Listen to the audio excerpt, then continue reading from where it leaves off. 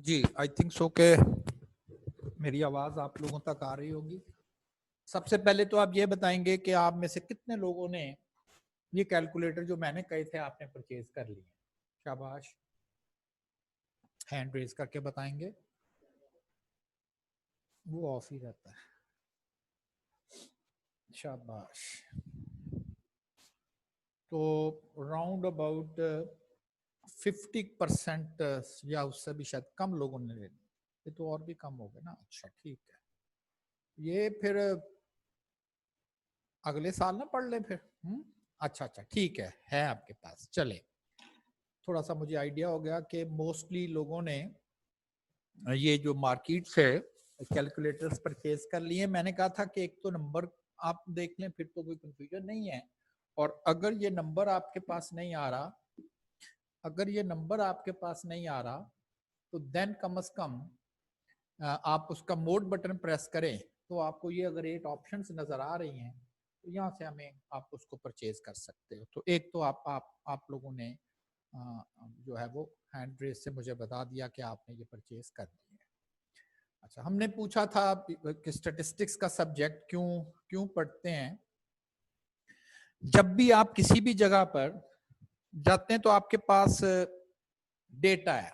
Data क्या है? Raw material, bulk of numbers. कोई भी आप बैंक में चले गए, किसी जगह पर आप, जैसे मैंने अपनी यूनिवर्सिटी की एग्जांपल दी थी कि बच्चे रिसर्च करते हैं और नंबरों का ढेर लगा लेते हैं। कुछ समझ नहीं आती कि इन तमाम नंबर्स में क्या पड़ा हुआ है। फिर आपको वो लैंग्वेज आनी चाहिए जिस लैंग्वेज की मदद से आप इसको पढ़ सकें। आप कहें मैथ की लैंग्वेज, हम पढ़ तो रहे हैं 15 4 19 6 7 7 में, ये नहीं मैं बात कर रहा। आपको वो लैंग्वेज आनी चाहिए जो इस गार्बेज से रोजेस निकाल सके, फूल निकाल सके, इंपॉर्टेंट इंफॉर्मेशन निकाल सके, और वो लैंग्वेज है मैथ स्टैट्स की। तो मैथ स्टैट्स की वो लैंग्वेज है कि जो इस ढेर से, इस हीप से आप मुख्तलिफ स्टैटिस्टिकल टूल्स लगा के और वहां से इंफॉर्मेशन जो है वो आप लोग एक्सट्रैक्ट करते हो। ये देखें, वो नंबरों का लग पता नहीं क्या था, लेकिन जो राइट साइड पर मैंने इंफॉर्मेशन वहां से कैलकुलेट करके लिखी है। क्योंकि कोई भी अभी आपसे मैंने स्टैटिस्टिक्स का फार्मूला शेयर नहीं किया, तो मे बी आपको ये एस क्या लिखा हुआ है, ये आउटलायर वर्ड क्या लिखा हुआ है। तो ये बहरहाल ये स्टैटिस्टिक्स के फार्मूले और टेक्निक्स हैं जिनको हमने वन बाय वन करके डिस्कस करना है। बात कर रहे थे हम लोग के statistics is a way to get the information from a data, कि डेटा से इंफॉर्मेशन कैसे एक्सट्रैक्ट करती है। डेटा से स्टैटिस्टिक्स टूल अप्लाई करते हैं, देन दैट स्टैटिस्टिक्स टूल से हम इंफॉर्मेशन एक्सट्रैक्ट करते हैं, एंड देन उस इंफॉर्मेशन की बेस पे हम लोग सर्टेन डिसीजन मेकिंग जो है वो परफॉर्म करते हैं। कहा गया था कि स्टैटिस्टिक्स में be defined as a science of collection, how to collect different data sets, how to present the data, how to analyze it, and then what is its interpretation। लेकिन ऐसा डेटा जो कि अंडर अनसर्टन कंडीशंस हो, data में variation नहीं आ रही, सारा data same ही आ रहा है, तो बिल्कुल जरूरत नहीं है हमें स्टैटिस्टिक्स का कोर्स पढ़ने के लिए। आप कहेंगे सब रीडिंग एक जैसी आनी है तो क्यों हमने ये पढ़ना? बिल्कुल सही है, जरूरत नहीं है उस कोर्स को पढ़ने की।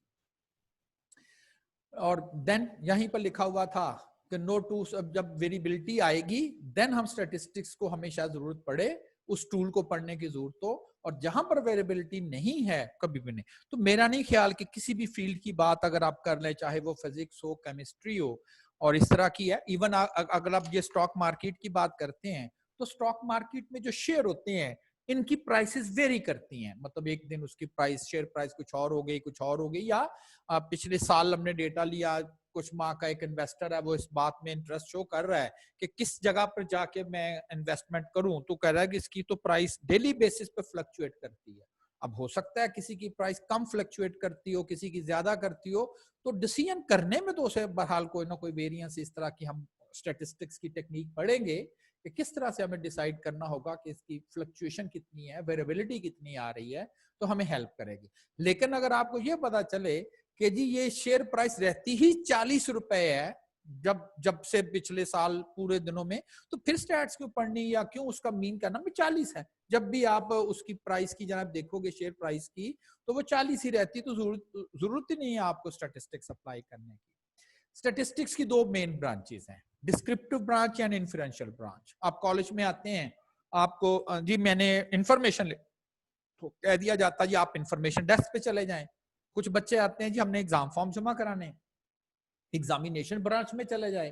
तो हर एक ने अपना अपना काम डिवाइड किया हुआ है। तो स्टैटिस्टिक्स की जो स्टैटिस्टिक्स का लोड है वो भी हमने दो ब्रांचेस में डिवाइड किया हुआ है। एक का काम डिस्क्रिप्टिव है और एक का काम इन्फरेंशियल। डिस्क्रिप्टिव डिस्क्रिप्टिव का मतलब ये है कि आपने यहां से जो भी डेटा कलेक्ट करना है उसको प्रॉपर वे से उस डेटा सेट को आपने एनालाइज कैसे करना है, यानी कि जो डेटा आपने ले लिया है उसको आपने ऑर्गेनाइज किस तरह से, उस डेटा सेट को आपने ऑर्गेनाइज कैसे करना है। तो डेटा ऑर्गेनाइजेशन कैसे करनी है आपने, एंड देन ऑर्गेनाइज कैसे डेटे को करना है, समराइज कैसे करना है, डिस्प्ले में यानी कि प्रेजेंटेशन कैसे करनी है, टेबल की फॉर्म में, ग्राफ की फॉर्म में, और फिर कुछ कैलकुलेशन उसे किस तरह से परफॉर्म करनी है। ये सारा का सारा काम डिस्क्रिप्टिव ब्रांच का है। आप कहते हैं ना डिस्क्राइब करें, अक्सर आप किसी भी सब्जेक्ट में देख लें, डिस्क्राइब द फॉलोइंग टर्म्स, तो आप उसको इस तरह से लिखने की कोशिश करते हैं समरी करके। ये नहीं कि 10, वो एक अलग बात है, नई क्वेश्चन आता तो हम 8-10 पेजेस पर भर के लिख देते हैं, लेकिन समझने वाली बात तो शायद वो 2 लाइनों में भी लिखी जा सकती हो। तो इसीलिए हम कहते हैं ना कि इतना लेंथी डेटा सेट होता है, लेकिन हम उसको ऐसे लिखा करेंगे, हम उसको ऐसे प्रेजेंट किया करेंगे कि चंद लाइनों में ही हम अपना सारे के सारा डेटा की जो एक्सट्रैक्ट है, जो उसके अंदर एक्चुअल इंफॉर्मेशन है, उसको हम वहां पर रिप्रेजेंट कर देंगे। और फिर दूसरा काम होगा इन्फर करना, नतीजा हस करना, रेफरेंस से। देखिए आजकल मैंने आपको कह रहे ना कि ये जो कोरोना के लिए वो वैक्सीन बना रहे हैं, पहले तो वो वैक्सीन अटेम्प्ट करेंगे कुछ पेशेंट पे, क्लियर, उस पेशेंट से डेटा लेंगे वो, और फिर उस डेटे की बेस पे इन्फर करेंगे। अब जब ये शुरू हुआ था ना मार्च में, मार्च फेब के एंड पे कुछ इस तरह स्टार्ट हुआ था, तो एक चीज वहां पर आ रही थी कि ये गर्मी में सरवाइव नहीं करेगा। तो सारे पाकिस्तानी बस इस तैयारी में थे कि जैसे गर्मियां स्टार्ट होनी है पाकिस्तान से तो कोरोना खत्म हो जाना है। लेकिन डेटा नहीं था ना, बस बात ही थी ना वो कि जी ऐसा होगा, और अब नहीं हुआ। गर्मी तो 48 47 तक भी, 46 47 तक टेम्परेचर भी गया है, तो फिर तो खत्म हो जाना चाहिए था। इसलिए कि वो बात विदाउट डेटा की गई थी। अब ये डेटा आ गया, रोजाना टीवी पर आप देखें तो ये पाकिस्तान में कोरोना केसेस कम हो रहे हैं, कैसे पता चला? डेटा से, है ना। वो ग्राफ आपने देखा होगा, अक्सर टीवी पे वो दिखा रहे हैं कि ये डाउनफॉल हो गया, पीक से डाउन पे चला गया है, लेकिन सब कुछ ये जो भी इन्फर हो रहा है, जो भी इन्फ्रेंस ड्रॉ किया जा रहा है, ये डेटे की बेस पे हम कर रहे हैं। तो इन्फर करना, नतीजा खस करना, 2 ब्रांचेस हो गई। एक का काम सिर्फ डेटा कलेक्ट करना, प्रॉपर वे से प्रेजेंट करना, और दूसरी ब्रांच का काम है इस डेटा से क्या इन्फर किया जा रहा है, क्या नतीजा खस किया जा रहा है। Descriptive statistics consists of tool and techniques to describe the data. Inferential statistics to generalize the data. और लास्ट टाइम फिर मैंने पॉपुलेशन और मोस्ट इंपॉर्टेंटली वर्ड पैरामीटर क्या है, हमने बहुत सारी कैलकुलेशन पढ़नी है। कैलकुलेशन डेटे की बेस पर होती है। अगर आप कोई भी न्यूमेरिकल कैलकुलेशन परफॉर्म करें लेकिन उसके लिए डेटा यूज करें ऑल टुगेदर, सब का सब, यानी कि पॉपुलेशन का, तो उस न्यूमेरिकल क्वांटिटी को हम पैरामीटर कॉल करते हैं। और अगर वहां से एक रिप्रेजेंटेटिव पार्ट ले लिया जाए जैसे सैंपल, और मैंने भी कहा था आप भी सैंपल है अपनी फैमिली के, आपकी फैमिली में ज्यादा मेंबर हैं, आप अपनी फैमिली के एक मेंबर हो, तो यस यू कैन से कि आप अपनी फैमिली के सैंपल हो, और सैंपल को उर्दू में नमूना भी कहते हैं, तो आप नमूने हो। तो देन आप इससे डेटा भी कलेक्ट करके, यस अगर मैं किसी से बात करता हूं और बड़ी अच्छी तरह वो शख्स मुझसे बात करता है तो मैं एक वर्ड बोलता हूं, मैं कहता हूं यार वो किसी अच्छी पढ़ी लिखी फैमिली से ताल्लुक रखता लगता था ना, कुछ सपोजिशंस मेरी होंगी। तो इसी तरह से अब सैंपल में चंद वैल्यूज हैं, और उस वैल्यू से अगर आप कोई भी न्यूमेरिकल कैलकुलेशन परफॉर्म करते हो तो उसे हम स्टैटिस्टिक बोलते हैं। It is not static, statistic S नहीं है।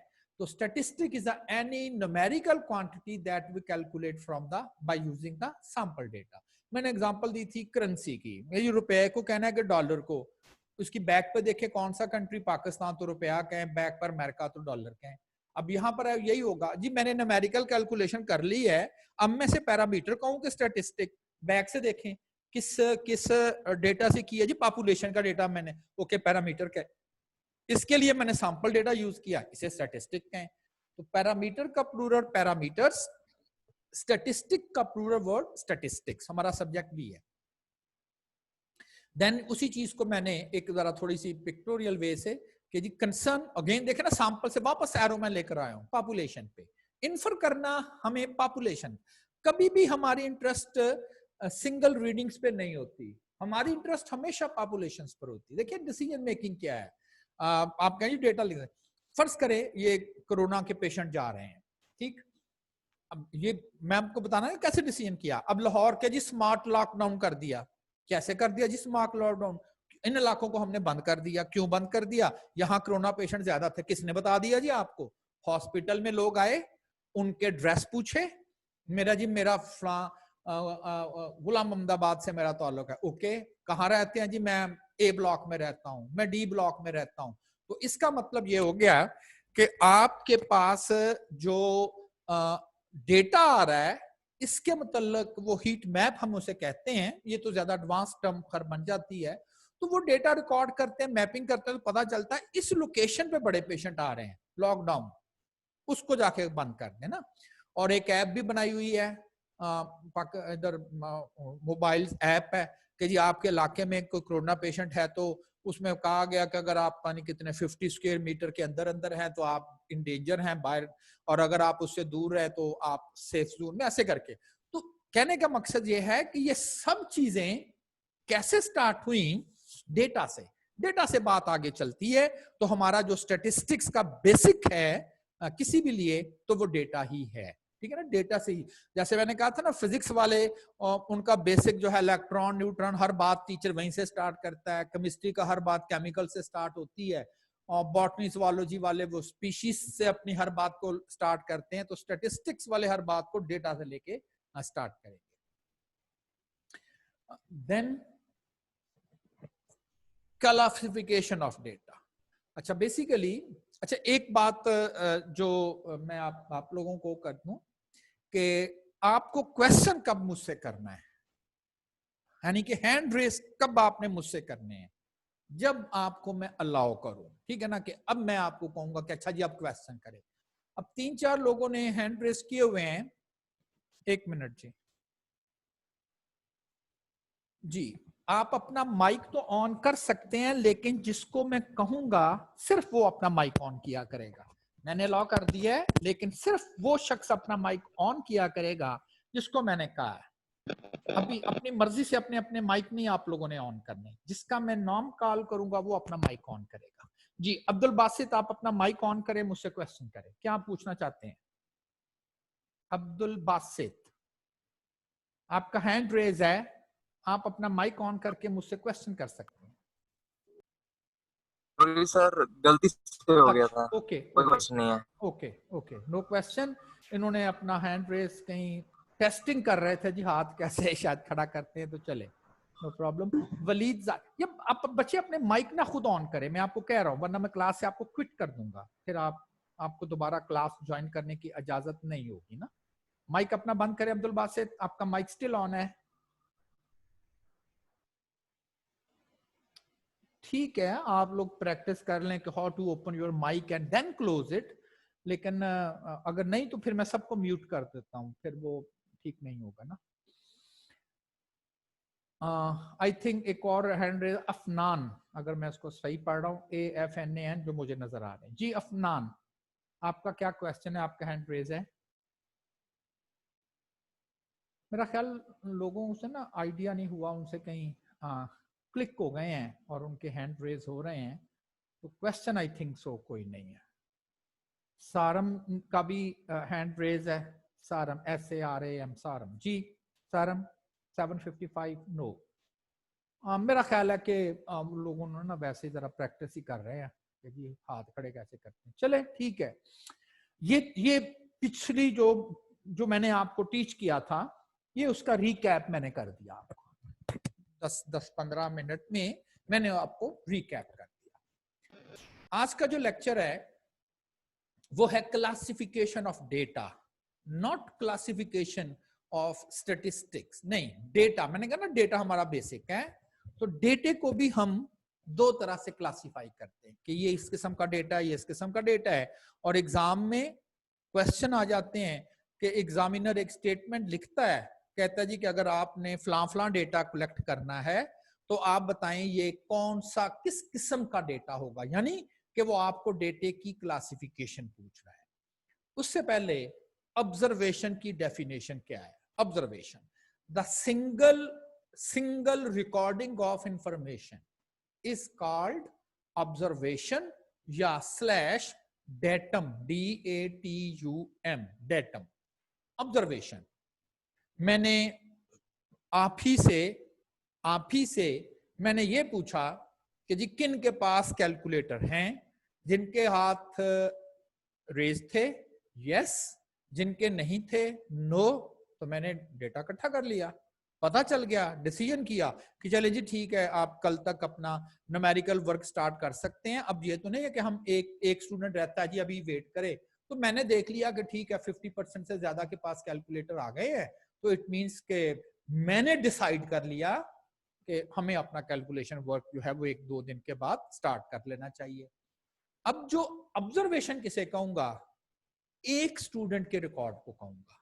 फर्स्ट स्टूडेंट के पास था या नहीं, इस इंफॉर्मेशन को जब मैं रिकॉर्ड करूंगा, लिखूंगा, देखूंगा क्या है, ये ऑब्जर्वेशन क्या है, तो सिंगल रिकॉर्डिंग ऑफ इंफॉर्मेशन को हम ऑब्जर्वेशन कॉल करते हैं। 10 स्टूडेंट थे, मैंने उनसे उनके पॉकेट मनी या एज का डेटा रिकॉर्ड करना था। जो एक सिंगल स्टूडेंट की एज जो होगी 22 या 23, उसे मैं कहूंगा ये मेरी एक ऑब्जर्वेशन आ गई। तो एक ऑब्जर्वेशन सिंगल क्वांटिटी को बोलते हैं, और उस ऑब्जर्वेशन उसको हम डेटम भी कॉल करते हैं। डेटम क्लियर हो जाएगा जब मैं डेटा की डेफिनेशन पढ़ूंगा। The set of observations is called data. 10 लोग थे, पहला स्टूडेंट, उसका डेटा लिया, उसको ऑब्जर्वेशन कहेंगे। Second student, third, fourth, fifth, आप कहें ये सारे के सारे जो 10 ऑब्जर्वेशन है, अब उसे ऑब्जर्वेशंस कह देंगे। इसे क्या कहेंगे? इसे डेटा कहेंगे, डेटा ऑफ वेट। तो फिर डेटा क्या है? कलेक्शन ऑफ ऑब्जर्वेशंस को। तो डेटा प्लूरल वर्ड हो गया क्योंकि बहुत ज्यादा उसमें है, तो फिर उसका सिंगुलर ऑब्जर्वेशन या डेटम। तो डेटम जो है वो सिंगुलर है और उसका जो डेटा जो वर्ड है वो प्लूरल है। लेकिन लिटरेचर में डेटे को सिंगुलर और प्लूरल दोनों सेंस में यूज करते हैं, तो दैट्स ओके। लेकिन टेक्निकली अगर बात की जाए तो सिंगल रिकॉर्ड जो है वो ऑब्जर्वेशन कहेगी, किसी एक रीडिंग को कह रहा हूं, और देन जो कलेक्शन ऑफ रीडिंग्स हैं जिन्हें मैं ऑब्जर्वेशंस वर्ड बोल रहा हूं, उनको हम क्या बोल देते हैं? डेटा। तो डेटा जो है वो एक प्लूरल वर्ड है। अब डेटा दो किस्म का हो सकता है, यही हमने पढ़ना है, क्लासिफिकेशन, प्राइमरी डेटा और सेकेंडरी डेटा। डेटा में भी प्राइमरी और डेटा में भी सेकेंडरी। और उसी तरह डेफिनेशन से ज्यादा फोकस आपने करना है, अच्छा ये दोनों में क्या फर्क होता है। तो जरा मैं फर्स्ट पढ़ रहा हूं, data that may have been originally collected and have not undergone any sort of statistical treatment and collected specifically for the investigation at hand are called the primary data. Data जो पहले से available ना हो, originally collected, था ही नहीं, collect किया जा रहा है। मेरा ख्याल आप लोग कॉलेज में आते हैं, कॉलेज से कहते हैं जी हमने एडमिशन जरा लेना है।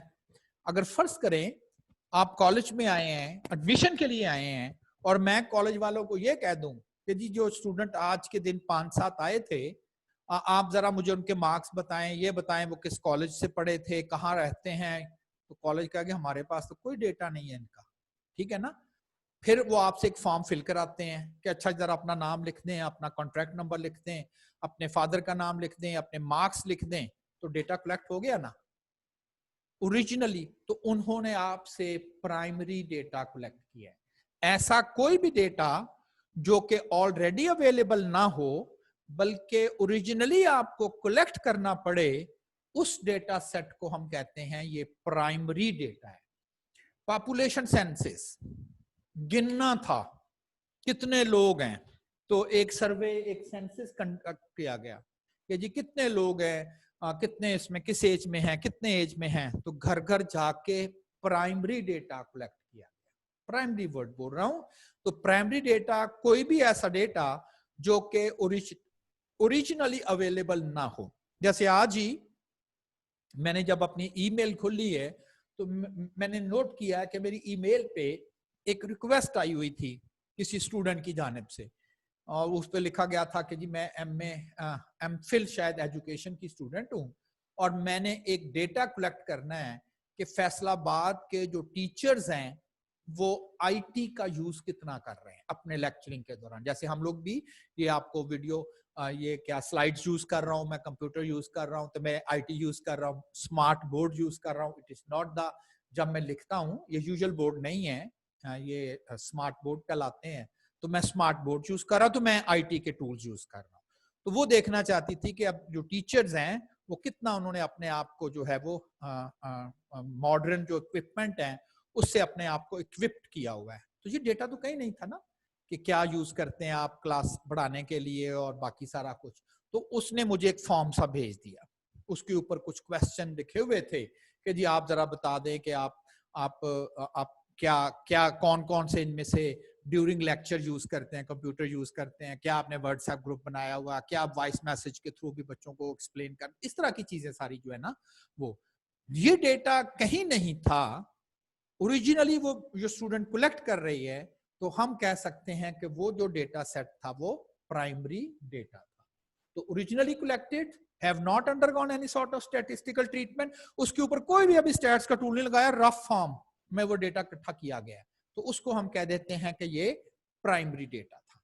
while the data that have been undergone any sort of statistical treatment, at least one already collected है, ऑलरेडी वो डेटा अवेलेबल है, कलेक्टेड है, और उसके ऊपर उसको जरा सीधा सूधा करके कम से कम एक ना, एटलीस्ट वन का मतलब है स्टैटिस्टिकल ट्रीटमेंट की गई है उसकी। मतलब वो आपको बताया था कि जी डेटे को प्रॉपर वे से प्रेजेंट करना, ट्रीटमेंट टेबल शेबल बना के रखे हुए हैं, तो बड़ा आसान है। मैं अब जाता हूं कॉलेज वालों के पास कि जी जो बच्चे आपसे एडमिशन जिनका हो गया है, मुझे अगर ये पता करना हो कि इसमें से कितने बच्चे ऐसे हैं जो बायोलॉजी पढ़ कर आए हैं, कितने मैथ्स पढ़ कर आए हैं, और कितने कितने नंबर्स हैं और क्या क्या है, तो अब शायद वो मैडम ने टेबल बना के रखे हुए हैं।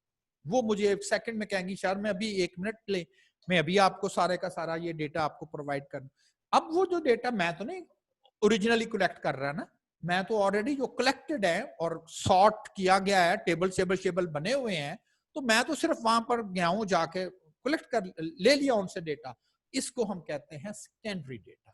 ऑलरेडी कलेक्टेड हो, शायद किसी और के लिए, किसी और पर्पस के लिए वो कैलकुलेट किया गया था, लेकिन मैं उसको ऐसे जरा यूज कर रहा हूं, तो मैं कह सकता हूं कि ये सेकेंडरी डेटा सेट्स हैं। हमारे पाकिस्तान में बड़ी आइडियल एग्जांपल है, देखिए गवर्नमेंट ने डिसाइड किया जब ये लॉकडाउन स्टार्ट हुआ कि ऐसे लोग जो कि मजदूर पेशा हैं, जो नई डेली वेजेस पर हैं, कोई जॉब प्रॉपर नहीं है, उनको गवर्नमेंट सपोर्ट करेगी। ये गवर्नमेंट ने डिसाइड कर दिया, वही जो 15,000 12,000 पर मंथ देना था। अब हवा में तो नहीं पैसे गवर्नमेंट ने फेंक देने कि गरीब लोग हवा में पैसे फेंकती हैं, गरीब लोग पकड़ लें और अमीर लोग ना पकड़े। अब ये कैसे पता चलता है कौन गरीब है कौन अमीर है? पैसे लेने की बारी आए तो हम सारे गरीब हैं, हाँ पैसे देने की बारी आए, अच्छा आप अमीर है तो फिर भी हम गरीब हैं। तो ये तो डेटा पाकिस्तान की क्या बदकिस्मती थी, डेटा था ही कहीं नहीं, कहीं पर भी ये डेटा नहीं रिकॉर्ड था कि कितने पाकिस्तान के लोग ऐसे हैं जो जॉबलेस हैं, जिनके पास जॉब नहीं है, मजदूरी करते हैं, और अगर वो मजदूरी भी करते हैं तो उनकी पर मंथ इनकम कितनी है किसी को नहीं पता। और याद है ना स्टार्ट में वो एक फॉर्म सा फिल करने के लिए कहा गया कि जी वो एक क्या वो फॉर्म फिल कर दें, और देन वो एक्चुअली मैं तो फिर भी समझता हूं कि चले जो भी है फिर भी बड़ी जल्दी उन्होंने ये प्राइमरी डेटा कलेक्ट कर लिया, जस्ट बिकॉज कि ये बड़ी मॉडर्न इक्विपमेंट, कंप्यूटर और ये वेबसाइट्स अवेलेबल थी। आप खुद सोचो कि अगर ये चीजें ना होती तो फिर क्या होना था कि लोगों को टीचर्स या इस तरह से आर्मी मैन हायर करने थे और उन्होंने मोहल्लों में जा जाके ये देखना था कि कितने लोग हैं जो कि डेली वेजेस पर हैं, जिनकी इनकम कम है। तो ये तो 6 माह वैसे लग जाने थे, उतनी देर में तो वो खत्म भी हो जाने थे, ठीक है ना। लेकिन एज कंपेयर टू, कहते जी अमेरिका में जब ये डिसाइड हुआ है कि जी ड्यूरिंग द लॉकडाउन उन्होंने फेवर देनी है जॉबलेस वालों को या जिनकी इनकम कम थी, उन कहते हैं वहां पर हर एक शख्स, चाहे वो फकीर ही क्यों नहीं है, फकीर ही वो क्यों नहीं है, उसका रिकॉर्ड गवर्नमेंट के पास होता है, उसका रिकॉर्ड गवर्नमेंट के पास बिल्कुल अवेलेबल है।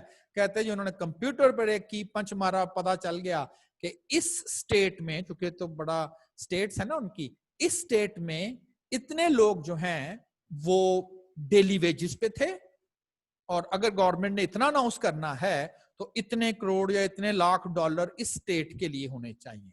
और वो लोग कहां पर हैं, उसमें ड्रेस आ रहे थे। क्या ड्रेस है, आप उन्होंने कह दिया जी कि उनके वो क्या एक नंबर होता है, वो नंबर लिखे, और देन उनके मोस्टली तो अकाउंट, ये हम समझते हैं कि अकाउंट जो है ना वो अमीर लोगों का ही होता है, वहां तकरीबन प्लास्टिक मनी चलती है, कार्ड, क्रेडिट कार्ड जिसे कहते हैं आप, एटीएम कार्ड कहते हैं। तो उनके कार्ड में पैसे चले गए, बड़ा उनके पास स्टैब्लिश्ड डेटा था, यानी कि सेकेंडरी। हमारे पास जब ये मसला आया, नो डेटा, हमने कलेक्ट किया प्राइमरी, वो फिर हाँ अगली दफा आपको इशू बनेगा तो वही डेटा आप सेकेंडरी बन चुका होगा।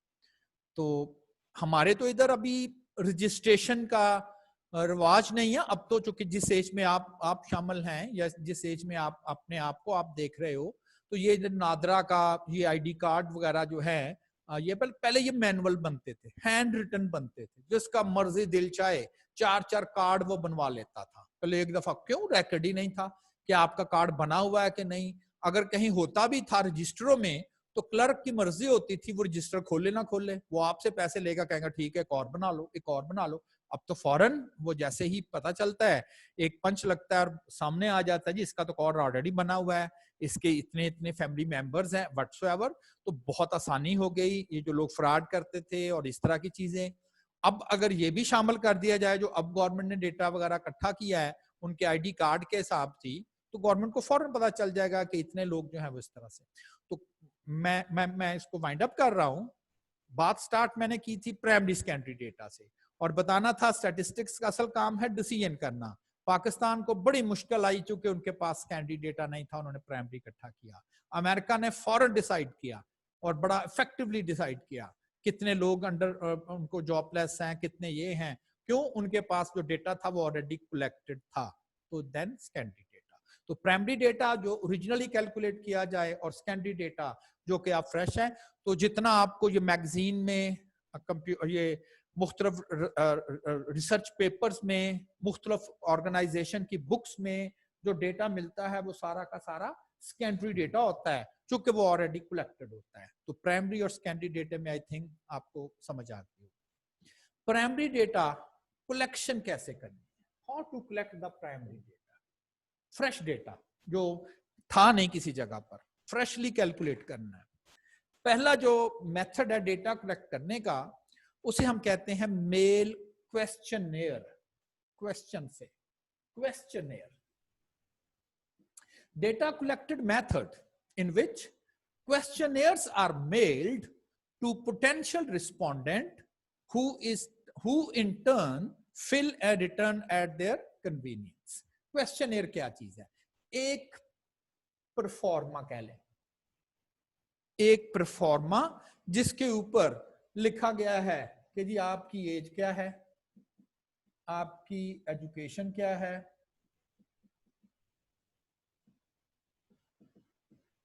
आपकी इनकम क्या है, नंबर ऑफ सिबलिंग्स, इस तरह से क्वेश्चनेयर डेटा कलेक्ट हो जाएगा ना। फर्ज करें आपको 30 साल, जैसे मैंने अभी आपको बताया है कि वो जो मैंने अपनी मेल को ली है तो उसमें उस स्टूडेंट ने अपना ऊपर इंट्रोडक्शन लिखा था कि I am this student of MPhil education in फ्लान university and I required some data regarding for my research work. बताना तो पड़ता है ना क्यों हम डेटा कलेक्ट करें, who are you, क्यों आप कलेक्ट कर रहे हैं। तो उस परफॉर्मे को जिसमें उसने मुझसे कुछ क्वेश्चन किए थे कि जी आपको जॉब करते हुए कितनी देर हो गई है, आपकी हाईएस्ट डिग्री कितनी है, आपका एक्सपीरियंस कितना है, कुछ इस तरह से, तो उस परफॉर्मे को, उस फॉर्म को कह लें क्वेश्चनेयर कॉल करते हैं। Questionnaire data collection method in which questionnaires are mailed. पहले तो वो ऑर्डिनरी मेल आती थी, डाक की मेल जिसे कहते हैं ना, मुझे पहले, चूंकि मुझे काफी देर से हो गया हूं, तो पहले तो वो इस तरह के आ जाते थे, तो वो डाक की मेल आती थी, पोस्ट ऑफिस से जिसे कहते हैं। तो अब मॉडर्न आ गया, अब मेल आ गई, तो बस इसके साथ ई का वर्ड लगा ले, इलेक्ट्रॉनिक मेल बन गई, ठीक है ना। तो मेल क्वेश्चनेयर आपके वेबसाइट पे ही आपको मेल आ जाती है, एंड देन वो आपसे क्वेश्चन पूछ रहे हैं कि जी ये जरा हमें इंफॉर्मेशन दे दें, तो हम उस इंफॉर्मेशन को फिल करते हैं एंड देन रिटर्न बैक। तो ये एक मेथड है प्राइमरी डेटा कलेक्ट करने का। ऑल्दो इस मेथड का प्रॉब्लम क्या है कि इसका रिस्पांस रेट काफी कम होता है, लो रिस्पांस रेट। रिस्पांस का मतलब, मैं जब आंसर करूंगा ना, तो इसका मतलब है मैंने रिस्पांस किया है, मैंने बताया, मैंने अपना डेटा प्रोवाइड किया है। लो रिस्पांस रेट का मतलब ये है कि मैं देखना, आज मैंने खोला, मैंने रात को ही देखा, तो उसमें ना काफी जरा लेंथी था, बिल्कुल वही आपके टीचर खटाना साहब आपसे पहले वो मैं बैठा हुआ था जब वो आपसे बीसी डिस्कस कर रहे थे ना, अगर वो वैसे ही क्वेश्चन स्टार्ट कर देते तो मैंने तो उसको मैंने देखना ही नहीं था। लेकिन ऊपर 2 सेंटेंस थे, बिल्कुल कवरिंग पेज जिसे आप लोग कहते हो, उसके ऊपर लिखा था कि मैं कौन हूं, मैं स्टूडेंट हूं, ये ठीक है उसने मुझे लिखा है, लेकिन मैं जरा बहुत ना, मुझे कोई इंसेंटिव है, मैंने फॉर्म देखा, उसके ऊपर उसने कोई 30-40 क्वेश्चन लिखे हुए थे। और सबसे बड़ा प्रॉब्लम ये इस फॉर्म की, मैं उससे पहले एक फॉर्म की बात कर रहा हूं, उसमें जो स्टेटमेंट्स लिखी हुई थी वो बड़ी कंफ्यूजिंग थी। मतलब ऐसे ऐसे वर्ड उसने यूज किए हुए थे, डिफिकल्ट वर्ड कह लें, जिनके उसकी खैर उसके सब्जेक्ट में तो उन वर्ड के बड़े क्लियर मीनिंग उसे समझ आते हो, लेकिन एक आम आदमी मेरे जैसा भी उन टेक्निकल वर्ड्स को नहीं समझ रहा था और उसके मतलब क्वेश्चन किए हुए थे।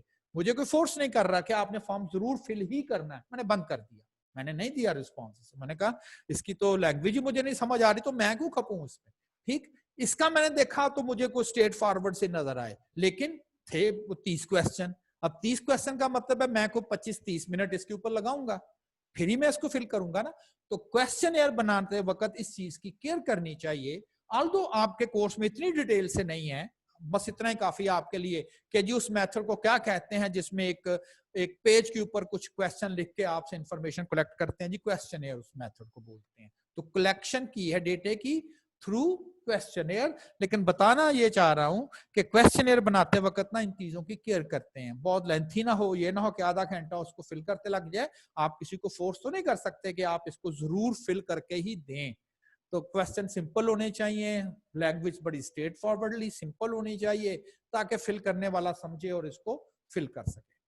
Personal interview is another way of collecting the data. Personal interview is a face to face. आप किसी से डेटा लेने लगे हैं, आप बजाय इसके कि फॉर्म फिल कर दें, अब उसमें ये होता है ना, वो हो सकता है कि फॉर्म ही ना फिल करे तो आप किसी को मजबूर तो नहीं कर सकते, लेकिन जब आप किसी से टाइम लेते हैं पर्सनल इंटरव्यू का, तो आप उसके सामने बैठ जाते हो और फिर आप उनसे कुछ इंफॉर्मेशन जो है वो आप लोग कर सकते हो। तो ये भी एक मेथड है डेटा का कि इंस्टेड के आप फॉर्म के ऊपर उसको मेल कर दें और सपोज करें कि वो अब आपको आंसर करेगा, आप पर्सनल इंटरव्यू के थ्रू भी, फेस टू फेस इंटरव्यू के थ्रू भी डेटा कलेक्ट करते हैं। लेकिन इसका प्रॉब्लम उसके अपोजिट है कि अगर यहां से आप समझ ले रिस्पॉन्स ले ही लेंगे, यानी कि आप कहेंगे ठीक है इंटरव्यू कर रहे हैं हम, तो जाहिर है कि क्वेश्चन पूछेंगे तो रिस्पॉन्स तो आप ले ही लेंगे, लेकिन at the same time costly है। वहां तो आपने एक, मतलब मैं जैसे इधर बैठा हूं था फैसलाबाद में, और वो जो स्टूडेंट थी वो पता नहीं किस यूनिवर्सिटी से थी, तो फेस टू फेस इंटरव्यू मुझसे अगर उसने करना तो क्या करेगी, वो मेरे पास चल के आएगी ना, टिप्स कॉलेज में आएगी या कहाँ मुझे ढूंढेगी। और अब उसने क्या किया, मेरी यूनिवर्सिटी की वेबसाइट से मेरा ईमेल एड्रेस लिया और अपने कमरे में बैठे बैठे उसने 1000 लोगों को फॉर्म भेज दिया कि चलें इसमें से 400-500 मुझे आ ही जाएंगे ना। और मेरा ख्याल उसका शायद अब तो 1 रुपया भी नहीं लगा नेट कनेक्शन, मतलब चलो जो कॉस्ट है, पहले तो शायद उसके ऊपर टिकट लगाते थे और देन पेपर यूज किया जाता था, अब तो वो भी नहीं है। तो पर्सनल इंटरव्यू अगर इसका रिस्पांस रेट ज्यादा है, यानी कि इसमें आप ज्यादा लोगों से आंसर ले सकते हैं, मजबूर कर सकते हैं ना आप उसे, आप जी मुझे इंटरव्यू के लिए टाइम दिया था, मुझे ये बताएं, लेकिन इसके लिए टाइम बढ़ा। अगर 1000 लोगों को फर्ज करें इंटरव्यू करके ही आपसे आपने डेटा कलेक्ट करना, तो टफ जॉब।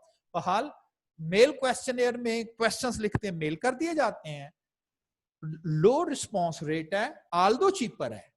तो पर्सनल इंटरव्यू भी एक डेटा कलेक्शन का मेथड है, कॉस्टली है, आल्दो इसका रिस्पांस रेट ज्यादा बेहतर है। और पर्सनल इंटरव्यू में एक्चुअली ना दूसरा प्रॉब्लम बायसनेस का आता है। मतलब बायसनेस क्या है, मैं फर्ज करें टीचर हूं, लाइक मी, मैं टीचर हूं, और देन मैंने डेटा इकट्ठा करना है, और स्टूडेंट को मैं अगर डायरेक्टली पूछूं कि अच्छा जी बताएं मेरा टीचिंग मेथड आपको पसंद है कि नहीं, तो शायद मेरा नहीं ख्याल कि कोई भी शख्स कहे नहीं जी नहीं आपकी तो समझ ही नहीं आती, आप पढ़ा कैसे रहे हैं। ये काम आप क्वेश्चनियर में कर सकते हैं, कि उसमें आपको कोई देख नहीं रहा, आप बिल्कुल अनबायस्ड अपना डिसीजन, अपना डेटा दे सकते हो। लेकिन पर्सनल इंटरव्यू में बायस होती है, लोग खुल के जिसे कहते हैं ना नहीं आप करते, कुछ लोग कर भी देते हैं। मैं वैसे ही आपसे चलते चलते, क्योंकि मेरी कोशिश होती है कि मैथ स्टैट्स को, प्योरली मैथ स्टैट पढ़ाना ना टफ जॉब होती है, मैं खुद मानता हूं कि लोगों की इतनी कंसंट्रेशन नहीं रहती।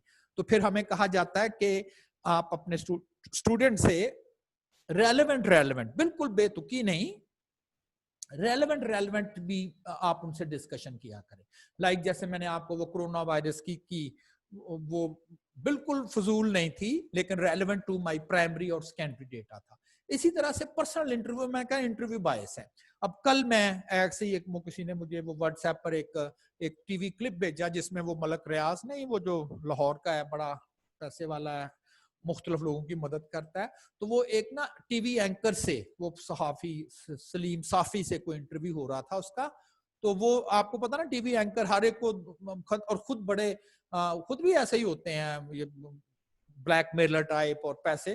तो उसने बड़ा सीधी सीधी सुनाई उसको, सईम साफी को, कहता जी आप घर से उठे हैं, टीवी चैनल में बैठ गए, एंकर बन गए, 2 लाख रुपया कहता जी आपने जेब में डालना है, और आप मुझे बातें करते रहते हैं जी आप रिश्वत देते हो, आप जरा कहता बिजनेस करके दिखाएं बगैर रिश्वत के। कहता जी मेरा डेटा ये कहता है कि पाकिस्तान में कोई बिजनेस बगैर रिश्वत के नहीं किया जा सकता। आप कहते जी बातें करते रहते हैं। उसने मतलब फेस टू फेस इंटरव्यू ना, तो उसने पर्सनल बायसनेस नहीं रखी, उसने कर दिया। लेकिन कम लोग जो ऐसा करते हैं, हया करते हैं जिसे कह लें। तो पर्सनल इंटरव्यू बहरहाल क्या है, जिसमें हम फेस टू फेस इंटरव्यू करके और उनसे क्वेश्चन लेते हैं। टेलीफोन सर्विस, टेलीफोन कर दिया अक्सर, अब तो नहीं, लेकिन पहले वो टीवी वगैरह में नहीं कोई इश्तिहार, ये ड्रामा आता था, एक्टर आते थे, तो जी आप कौन सा एक्टर पसंद है, अगर आप हैं तो प्रेस 1, अगर 2 है तो प्रेस 2, अगर नहीं है तो प्रेस 3, इस तरह से करके। मुझे याद है कि अब तो खैर हमने घरों में वो क्या पीटीसीएल जो है अब वो खत्म कर दिया है। तो पहले ना वो पीटीसीएल लगा होता था, तो कभी कोई कंप्लेन करनी ना कि इसके आवाज नहीं सही आ रही या लाइन में डिस्टॉर्शन है, तो वो जो आता था ना आदमी ठीक करने वाला, वो कहता था आके मेरी मिसेस को कि जी मुझे थोड़ा सा आगे भी काम है, तो ऐसा करना कि एक ना टेलीफोन आएगा, आपको टेलीफोन आएगा, और उस टेलीफोन में ना वो आपसे कुछ कहेगा, वो पता नहीं क्या, बस आपने ना 2 प्रेस कर देना। ये उसने कह दिया, बस आपने 2 प्रेस कर देना है। तो मैं फिर कल आके ना, परसों आके ना आपका टेलीफोन ठीक कर जाऊंगा, मैं अभी जरा है। तो खैर आना, थोड़ी देर बाद फोन आना, फोन में मिसेज ने क्या करना, 2 प्रेस कर देना। उसके बाद उस आदमी का इंतजार करना, वो आना ना, फिर कंप्लेन, और इस तरह से। तो एक दिन उसने मुझे बताया जी वो ऐसे कह के जाता है। मैं कहा ठहरो तो सही, वो एक्चुअली करता क्या था कि पीछे रिपोर्ट ये कर देता था कि जी ठीक है ये कंप्लेन आई थी, और मैंने इस कंप्लेन का, यानी कि इस नंबर के ऊपर जो टेलीफोन लगा हुआ है, मैंने वो कंप्लेन ठीक कर दी है। अब वो डेटा कलेक्ट करते थे, बंदा तो नहीं आके घर आके हमें पूछने आता था कि हाँ जी आपका फोन ठीक हो गया है, लाइनमैन ने आपका फोन ठीक कर दिया है। वो ऑटोमेटिकली जैसे ही ये जाके अपना रिकॉर्ड करवाता था कि जी मैंने वो कंप्लेन ओके करती है, तो ऑटोमेटिकली कंप्यूटर से फोन आ जाता था, कंप्यूटर उसको फोन कर देता था, बंदा तो होता नहीं था, कंप्यूटर फोन करता था कि जी आप अगर अपनी वो जो कंप्लेन आपने लिखाई है, अगर उससे सेटिस्फाइड नहीं है, तो 1 प्रेस करे, और अगर आप सेटिस्फाइड अपनी कंप्लेंट से कि ठीक हो गया जी, वो आवाज का मसला, तो 2। अब मेरी मिसेज जो है ना, वो इसकी जानब ख्याल ही नहीं करती थी, वो कहती थी बस 2 ही प्रेस करना है, तो डेटा रिकॉर्ड हो जाता था कि yes we are satisfied with this complaint, और वो आदमी था उसने बस 2 प्रेस करा के अपना काम कर दिया, 2 दिन बाद फिर कंप्लेन करेंगे, फिर आ जाएगा। तो एक दिन जब मैंने कहा ना उसे, वो बाई चांस मैं ही कर था, मेरे काबू आ गया, तो कहता उसने भी अब यही कहा, वो जी 2 आएगा। मैं कहा नहीं 2 नहीं, अब 1 ही प्रेस होगा। कहता नहीं जी नहीं, ये नहीं करना, वो मेरे फिर रिकॉर्ड में। मैं कहा ठीक करो। वो जी मेरे पास टाइम नहीं। मैं कहा ठीक है, अभी 1 प्रेस करता हूँ। फौरन उसने वो ठीक कर दिया। यानी कि टेलीफोन सर्वे क्या है, अब इस तरह से ऑटोमेटिकली कंप्यूटर रिकॉर्ड किए जा रहे हैं, उन्होंने कंप्यूटर्स लगे हुए हैं, ऑटोमेटिकली इंफॉर्मेशन आती हैं। जैसे ही ये बैंकों में है सारा, एटीएम बंदे तो नहीं बैठे, जैसे ही किसी के पैसे निकलते हैं फौरन एटीएम वाला उसको मैसेज करता है, एंड देन डेटा रिकॉर्ड हो जाता है उनके कि आज एटीएम से इतने लाख इतने हजार रुपए या फलां फलां जो है वो डेटा सारा। तो शाम को अगर बैंक को पूछे कि जी इस एटीएम से कितने पैसे विड्रॉ हुए हैं, तो कंप्यूटर के पास है। तो यहाँ इसी चीजों को लोगों ने यूज किया। आल्दो ये काम हो गया है क्योंकि अब इंटरनेट आ गए, ऑनलाइन सर्वेज आ गए, तो टेलीफोन सर्वे भी एक मेथड था। तो mail questionnaire, personal interview, telephone survey, जिसमें कोई शायद बंदा नहीं बैठा हुआ, कंप्यूटर के साथ वो उन्होंने कनेक्शंस किए हुए हैं और ऑटोमेटिकली डेटा जो है वो कलेक्ट होता है। इसी तरह से ये अगर आप गाड़ी वगैरह ठीक करवाए ना, वहां तो खैर वो पर्सनली पूछते हैं। गाड़ी ठीक करवाए ना, मतलब मैंने गाड़ी ठीक करवाई अपनी ये टोयोटा वालों से या होंडा वालों से, तो जी मेरी गाड़ी में ये मसला था, तो फिर मुझे ना 1-1.5 दिन के बाद मैनुअली फोन आता है कि जी आप हमारे इधर आए थे, आपने अपनी गाड़ी ठीक करवाई थी, तो क्या आपकी गाड़ी में वो प्रॉब्लम रिपीट तो नहीं हुआ, यानी कि दोबारा से तो नहीं वही मसला आ रहा। फर्ज करें मैं कहूंगा कि यार मैं 2 दिन तो पहले करा के गया था, अब भी वही प्रॉब्लम है, उनके पास सारा रिकॉर्ड होता है, वो फौरन निकालते हैं, देखते हैं ये किस मैकेनिक ने ठीक की थी। फर्ज करें हर दूसरा चौथा कस्टमर उनको यही डेटा प्रोवाइड करता है, तो वो मैकेनिक को कहेंगे कि भाई क्या हो रहा है, जो भी तुम काम करते हो 2 दिन के बाद वो वहीं पर है, तो आप अपना कहीं और इंतजाम करो। ठीक है ना। कैसे पता चलता है? टेलीफोन सर्वे से वो डेटा इकट्ठा कर लेते हैं, बजाय इसके कि बंदा आए मुझसे पूछे। वो टेलीफोन मेरे पास नंबर होता है, अब सपोज किया जाता है ना हर एक के पास टेलीफोन है, तो सपोज किया जा रहा है हर एक के पास टेलीफोन नंबर्स है। इंटरनेशनली तो सुना है कि बहुत सारा काम लोग फोन पे ही, बिल भी फोन पे जमा, डेटा भी फोन पे ही जमा, तो बहुत सारा डेटा रिकॉर्ड थ्रू फोन ही किया जाता है। तो ये ऐसे ही मैंने आपसे 2-3 प्राइमरी डेटा कलेक्शंस जो हैं किस तरह से पॉसिबली की जा सकती हैं वो मैंने आपसे डिस्कस किया। अच्छा, यहां तक बात है ना सेकेंडरी डेटा की, तो जो सेकेंडरी डेटा है वो सेकेंडरी डेटा ऑलरेडी चूंकि कलेक्टेड होता है तो आपको मुख्तलिफ बुक्स में और मिल जाएगा। अच्छा, एक और चीज मेरे ज़हन में आ गई कि अगर आप मेरे नोट्स देखेंगे ना, तो नोट्सों में मैंने प्राइमरी डेटा के मेथड्स ना वो थ्रू क्वेश्चनेयर भी लिखा हुआ, थ्रू न्यूमिनेटर और ये वो, तो आप उसको स्किप करेंगे क्योंकि मैंने आई कैप की जो बुक देखी है उसमें वो इतनी डिटेल से नहीं जा रहा, बस थोड़ा थोड़ा उसने डिस्क्राइब किया हुआ है। तो आप ये समझ लें कि यही मेथड जो है आई कैप ने अपनी बुक में मुख्तलिफ जगह पर लिखे हुए हैं, और पेपर में भी ऊपर वाला ही ज्यादातर वो आपके क्वेश्चन बैंक में भी है, क्योंकि बहुत ज्यादा डिटेल में नहीं है, तो मैंने भी आपको बहुत ज्यादा डिटेल में नहीं बताया।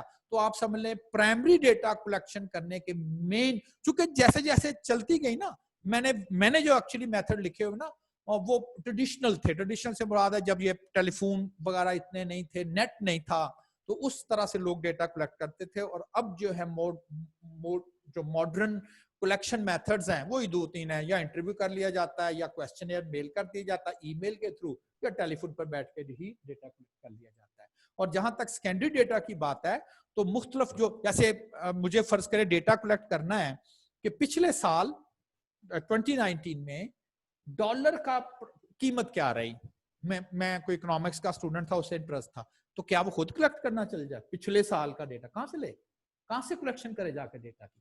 तो जो स्टेट बैंक की वेबसाइट है उसमें पिछले साल क्या पिछले 50 सालों के डॉलर रेट का डेटा पड़ा हुआ है, और बहुत सारे डेटा सेट्स हैं, तो जहां से मर्जी ले ले वो, बस उसकी वेबसाइट को क्लिक करे, सारा डेटा आ जाएगा, जो उसको डेटा रिक्वायर है, जिस चीज का डेटा रिक्वायर है बस वो डाउनलोड कर ले। कौन सा डेटा है वो उसने खुद कैलकुलेट किया स्टूडेंट ने, उसने तो नहीं किया, तो फिर उसके लिए क्या है, ये उसके लिए सेकेंडरी डेटा है। तो जो सेकेंडरी डेटा है वो मुख्तलिफ वेबसाइट्स अवेलेबल हैं, बुक्स वगैरह में आपको डेटा जो मिलेगा वो कलेक्ट तो किसी और ने किया था और आप जस्ट उसे यूज कर रहे हैं, तो आपके लिए वो क्या बन जाएगा, वो आपके लिए सेकेंडरी डेटा जो है वो बन जाएगा। वेरिएबल, यहां से हमने एक्चुअली काम स्टार्ट करना है, आप सा कह लें, और इसके बाद हमारा न्यूमेरिकल वर्क। अब ये जो एक दो लेक्चर्स ऑलमोस्ट हुए हैं, इसमें आपको वो डिस्क्रिप्शन सी नजर आई है, तो आप फेमिलियर हो गए, population, sample, descriptive stats, inferential stats, variable, data, observation, secondary data, primary data. तो आप समझ लें मैंने आपको स्टैटिस्टिक्स की थोड़ी सी वोकैबुलरी बता दी कि जी ये लफ्ज मैंने बोलने हैं, अब इन लफ्जों के मीनिंग क्या है वो मैंने आपको एक्सप्लेन कर। Variable, any characteristic that may vary from individual to individual is known as variable. Any characteristic that may vary from individual. फिलहाल तो हमें ये लग रहा है कि जी इंडिविजुअल से मुराद है पर्सन, लोग उसे कहते हैं, तो जरूरी तो नहीं है कि जी लोगों को ही कहना है आपने, तो इंडिविजुअल किसे कहना है। अभी हम एग्जांपल पढ़ते हैं, फिर मैं कैरेक्टरिस्टिक भी एक्सप्लेन करूंगा उसमें किसे कह रहे हूं, और इंडिविजुअल को भी एक्सप्लेन करेंगे। बहरहाल कोई भी ऐसा कैरेक्टरिस्टिक जो एक इंडिविजुअल से दूसरे इंडिविजुअल में वेरी कर ले, हम उसे कहेंगे ये वेरिएबल है। दूसरा इसका अपोजिट जाहिर है कि कांस्टेंट होगा, जो वेरी ना करे। Height of a tree is a variable because it may vary from one tree to another. Number of insects on a tree, कि एक कोई जो ट्री है, दरख्त है, उसके ऊपर कितने इंसेक्ट्स हैं, हमला कर दिया, वो क्या टिड्डी दिल आ गया जी, कितने कितने टिड्डी दिल है, कुछ इस तरह से। Number of insects on a tree. Colour of a flower, इसमें नोट करें जो मैंने रेड, आई थिंक आपको नजर भी आ रहे होंगे रेड से ही, जो मैंने रेड कलर में लिखा हुआ है that is a tree, on a tree, a flower, ये इंडिविजुअल है। यहां से हमने डेटा रिकॉर्ड किया है, ट्री से लिया मैंने, फ्लावर से डेटा लिया है, तो ये इंडिविजुअल है, पर्सन नहीं है। देखिए एक जगह ट्री है, एक जगह फ्लावर है, इंडिविजुअल। अच्छा, अब ट्री से डेटा लिया, अगर मैं ये आपको कहूं कि जाओ वो जो दरख्त लगा हुआ है वहां से डेटा लेकर आओ, तो क्या आप मुझसे क्वेश्चन नहीं करेंगे कि जी किस चीज का क्या रिकॉर्ड करके लाऊं? क्या वो दरख्त कितना ऊंचा है ये रिकॉर्ड करके लाऊं, या उसका जो ट्रम्प है, जो उसका स्टेम है, तना, उसका डायामीटर मेजर करके लाऊं, या उसका वॉल्यूम, उसका घेराव कितना है, छांव घेराव कितना, हाइट कितनी है, और देन ट्रम्प डायामीटर, तो उसका वॉल्यूम बन जाता है। तो क्या चीज, तो मुझे आप पूछेंगे नहीं, तो पूछेंगे, मैं कहूंगा स्टूडेंट से डेटा लेकर आओ, तो आप ये नहीं कहेंगे जी उनकी हाइट लेनी है, वेट लेना है, एज लेनी है, मार्क्स लेने हैं, या उनके ब्लड प्रेशर का डेटा नोट करना है, शुगर का करना है, क्या करना है। तो कहने का मकसद आप मुझसे कैरेक्टरिस्टिक पूछ रहे हैं जी, क्या मेजर करना है, कौन सा कैरेक्टरिस्टिक मेजर करना इन इंडिविजुअल से। तो यहां पर मैंने कहा हाइट मेजर करनी है, दूसरी एग्जांपल में मैंने कहा नंबर ऑफ इंसेक्ट्स मेजर करने, काउंट करने हैं, तीसरी एग्जांपल में मैंने कहा कलर आपने नोट करना है। तो पहली जो एग्जांपल है उसमें हाइट कैरेक्टरिस्टिक है, ट्री इंडिविजुअल है। दूसरी एग्जांपल में नंबर ऑफ इंसेक्ट्स, ये आपके पास कैरेक्टरिस्टिक है, और तीसरी एग्जांपल में कलर जो है वो फ्लावर इंडिविजुअल है। अब देखें, नोट करें कि ये जो कैरेक्टरिस्टिक है ये इंडिविजुअल टू इंडिविजुअल वेरी करेंगे, बदलेंगे ना, किसी ट्री की हाइट वो। अच्छा, यहाँ वर्ड ना मे का है, इसका कथन मतलब ये नहीं है आप कहें जी मेरे पास टोटल 3 ट्री थे और मैंने जब पहले की हाइट मेजर की 10 फीट, फिर दूसरे की 10 फीट और तीसरे की हाइट मेजर की तो 10 फीट, तो tree, height of a tree तो वेरिएबल नहीं है। मैंने कब कहा जब बदलेगा तो वेरिएबल कहना है। इसको डेटा कलेक्ट किए बगैर आप बताएं क्या तमाम जो ट्रीज होंगे, आप अभी उसकी हाइट लेने जा रहे हैं ना, आपको नहीं पता, तो क्या उनकी हाइट सेम होगी? नहीं, बदल सकती है। में हाँ जी, बदल तो सकती है, तो वेरिएबल। ये नहीं आपने कहना कि डेटा देख के बताएंगे ये वेरिएबल हो रहा है कि नहीं। वर्ड है डेटा कलेक्ट किए बगैर कहा जा सकता है कि जी क्लास में मुख्तलिफ स्टूडेंट हैं तो पॉसिबिलिटी है कि उनकी हाइट फर्क होगी। Number of insects on a tree, एक दरख्त पर इंसेक्ट्स की तादाद कुछ और हो सकती है, दूसरे ड्रग्स पर डिफरेंट हो सकती है, तीसरे ड्रग्स पर डिफरेंट हो सकती है, तो हम कह सकते हैं कि नंबर ऑफ इंसेक्ट्स भी एक वेरिएबल कैरेक्टरिस्टिक्स है। किसी एक फ्लावर का कलर कुछ और, किसी का और, किसी का और, तो हो सकता है। अच्छा, अब नोट करें, यहां जो कैरेक्टरिस्टिक है इसको मैं किसी न्यूमेरिक्स के साथ लिख सकता हूं, नंबर के साथ कह दी। यहां जो कैरेक्टरिस्टिक है ये किसी नंबर के साथ लिख सकता हूं। ये कलर में किसी नंबर के साथ, न्यूमेरिक्स की मीनिंग कोई नहीं होंगे। कोड हो जाता ना कई दफा, ये रेड कलर का कोड 256 है तो उसकी तो मीनिंग तो नहीं है 256 के। लेकिन अगर हाइट नंबर्स में लिखी हो तो उसका मतलब है कि ये 6 फीट है, ये 7 फीट है, तो 7 फीट बड़ा है 6 फीट से। लेकिन अगर आप कलर को कोड दे दें, ये जी 250 इसका कोड है, इसका 256 है, तो क्या कहूं दूसरा जो कलर है वो पहले कलर से 6 ज्यादा है, इधर तो नहीं उसके मीनिंग ना। तो कलर को तो हम लिखते हैं रेड ब्लू ग्रीन ऐसे करके। तो इस बेस पे कि बिल्कुल फिर तो समझ आ गई कि ये दो एग्जांपल्स ऐसी हैं जिनमें हम कैरेक्टरिस्टिक को न्यूमेरिकली मेजर कर सकते हैं। लेकिन ये वाहिद एग्जांपल एक ऐसी भी है जिसमें आप न्यूमेरिकली उस चीज को, उस कैरेक्टरिस्टिक को मेजर नहीं कर सकते। एक स्टूडेंट की जेंडर दूसरे स्टूडेंट से फर्क हो सकती है, मेल फीमेल, लेकिन मेल ये कोई न्यूमेरिक नंबर नहीं है। हाइट की बात करूं तो वो न्यूमेरिक में आप मेजर कर सकते हैं, ये 5 फीट है, ये 5 फीट 3 है। जेंडर की बात करूं, रिलीजन की बात करूं, लाइकिंग डिसलाइकिंग की बात करूं, फेवर नॉट फेवर की बात करूं, ये वो कैरेक्टरिस्टिक हैं जिनको हम न्यूमेरिक्स के साथ जो है वो मेजर नहीं कर सकते। तो जो नेक्स्ट लेक्चर होगा वो होगा टाइप्स ऑफ वेरिएबल। तो इसका मतलब वेरिएबल पे मुख्तलिफ हो गए, किसी में कैरेक्टरिस्टिक मेजरेबल होगा और किसी में कैरेक्टरिस्टिक मेजरेबल नहीं होगा। जिन वेरिएबल्स में कैरेक्टरिस्टिक्स मेजरेबल होगा उनको हम क्वांटिटेटिव वेरिएबल का नाम दें, क्वांटिटी से, कि जी ये ऐसे वेरिएबल है जिसमें वेरिएबल्स को, कैरेक्टरिस्टिक्स को हम किसी ना किसी क्वांटिटी से मेजर कर सकते हैं। और कुछ वेरिएबल ऐसे होंगे जिनमें हम कैरेक्टरिस्टिक को क्वांटिटी के साथ मेजर करना पॉसिबल नहीं होगा, क्वालिटी। ठीक है, तो कल हम इसके ऊपर डिटेल से बात करेंगे कि क्वांटिटेटिव वेरिएबल किसे कहना है, क्वालिटेटिव वेरिएबल किसे कहना है, और फिर क्वांटिटेटिव वेरिएबल की आगे दो सब कैटेगरी, डिस्क्रीट और कंटिन्यूस। और एग्जाम में कुछ ऐसे ही क्वेश्चन आ जाता है, वो एग्जामिनर ऊपर एक स्टेटमेंट लिखता है और नीचे क्वेश्चन आपसे पूछ लेता है कि whether this is a quantitative और क्वालिटेटिव वेरिएबल। तो हमें समझ आनी चाहिए कि क्वांटिटेटिव किसी भी वेरिएबल को कब हमने डिक्लेयर करना है और कब हमने कहना है कि ये क्वालिटेटिव है, एक चीज, और दूसरा क्यों हमें वेरिएबल को पहचानना जरूरी है। सारी स्टैटिस्टिक्स एक्चुअली इसी पर बेस करनी है, इसलिए कि मैंने स्टैटिस्टिक्स के फार्मूले अप्लाई करने हैं। क्वांटिटेटिव अगर डेटा होगा, क्वांटिटेटिव वेरिएबल होगा तो उसके फार्मूले डिफरेंट, और अगर क्वालिटेटिव होगा तो डिफरेंट। लाइक अगर मैं हाइट की बात करूं, ये 5 फीट है, ये 5 फीट 3 फीट है, ये 5 फीट 2 इंच है। मीन तो मैं कैलकुलेट कर सकता हूं ना, एवरेज जिसे आप लोग कहते हैं, एवरेज सबको जमा कर ले, 3 पे तकसीम कर दें। पहला जो है वो मेल है, फिर फीमेल है, फिर मेल है। अब इसकी एवरेज कैसे, तीनों को ऐड करके 3 पे डिवाइड कर दे, नो। तो फिर क्या मुझे कोई डिफरेंट फार्मूला अप्लाई करना पड़ेगा एवरेज के लिए? यस, एवरेज ही मैं कैलकुलेट करूंगा, लेकिन उसके लिए डिफरेंट फार्मूला, क्योंकि एवरेज हम सब मीन को ही समझते हैं और वही हर एक जगह लगाने की कोशिश करते हैं। तो नेक्स्ट लेक्चर बहुत ज्यादा इस सिलसिले में इंपॉर्टेंट। ठीक है जी, दैट्स अल्लाह हाफिज फॉर द डे।